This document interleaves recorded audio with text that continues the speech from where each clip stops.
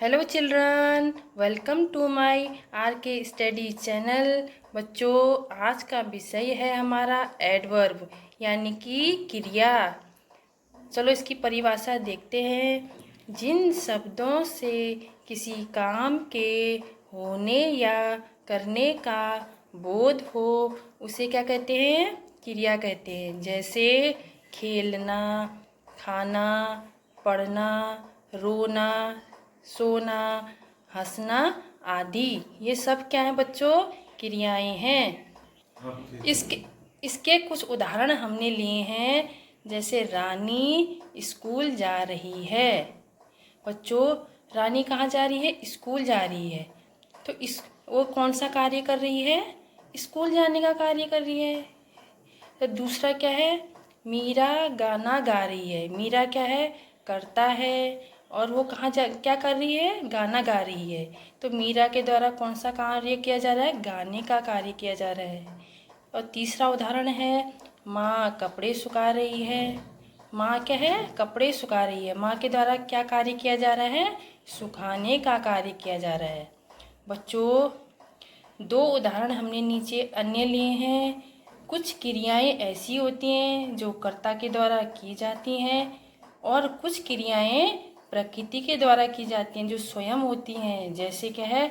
सूरज चमक रहा है। सूरज क्या होता है? स्वयं चमकता है। नदी बह रही है। ये क्रियाएं क्या होती हैं? अपने आप होती हैं, स्वयं होती हैं। तो बच्चों, आपको क्रिया की परिभाषा अच्छी से समझ में आ गई होगी। बच्चों, क्रिया क्या होती है? दो प्रकार की होती है, सकर्मक क्रिया और अकर्मक क्रिया। सकर्मक क्रिया, जो क्रिया जिस क्रिया में कर्म शामिल होता है, जो कार्य कर्म के साथ किया जाता है, उसे हम क्या कहेंगे? सकर्मक क्रिया कहेंगे। इसकी परिभाषा, जिन क्रियाओं के कार्य का फल कर्ता को छोड़कर कर्म पर पड़ता है उन्हें क्या कहेंगे? सकर्मक क्रिया कहेंगे। जैसे राम पत्र लिखता है। बच्चों, सकर्मक क्रिया में सेंटेंस क्या हो जाता है? थोड़ा लंबा हो जाता है। हमने बोला कि राम पत्र लिखता है। अगर मैं इसको छोटा बोलूं कि राम लिखता है तो ये एक अकर्मक क्रिया हो जाएगी। लेकिन राम क्या है? करता है। पत्र क्या है? कर्म है। और लिखता क्या है? क्रिया है। और है क्या है? हेल्पिंग वर्ब है। तो लगाना ही है, नहीं तो सेंटेंस क्लियर नहीं होगा। तो राम पत्र लिखता है, तो इसमें क्या है? कर्म शामिल है। तो दूसरा सेंटेंस है, रामू गीत गाता है। रामू क्या है? करता है। गीत क्या है? उसका कर्म है। और गाता क्या है? क्रिया है। तो रामू क्या है? गीत गाता है। तो ये एक सकर्मक क्रिया हो गई। माली क्या है? पौधों को पानी देता है। माली पौधों को पानी देता है। माली क्या है? करता है। पौधे क्या है? कर्म है। और क्या काम कर रहा है माली? पानी देने का। तो बच्चों, इन सभी उदाहरणों में क्या है? कर्म शामिल है। तो ये एक सकर्मक क्रिया हुई। अब हम जानेंगे अकर्मक क्रिया। अकर्मक क्रिया यानी कर्म के बिना, जिस कार्य में कर्म शामिल नहीं होता है उसे ही क्या कहेंगे? अकर्मक क्रिया कहेंगे।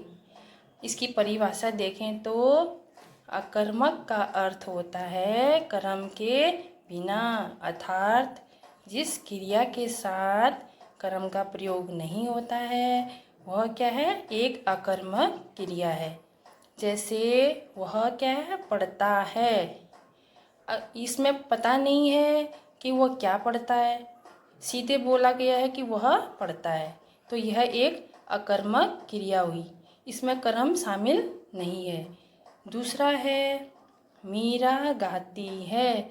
मीरा क्या गाती है ये पता नहीं है, तो मीरा गाती है। अगर हम इसको ऐसे बोलें तो मीरा गाना गाती है, तो ये क्या है? एक लंबा सेंटेंस है और इसमें कर्म शामिल होगा, तो ये एक सकर्मक क्रिया होगी। लेकिन इसमें बताया गया कि मीरा गाती है। मीरा क्या गाती है पता नहीं, तो ये एक अकर्मक क्रिया हुई। वे हंसते हैं। वे क्यों हंसते हैं ये भी हमें पता नहीं है, तो वे हंसते हैं, ये भी एक अकर्मक क्रिया हुई। तो दोस्तों, आशा है आप लोगों को क्रिया और उसके भेद अच्छी से समझ में आ गए होंगे। अगर आप लोगों को वीडियो अच्छी लगी हो तो लाइक करना ना भूलें। Thank you.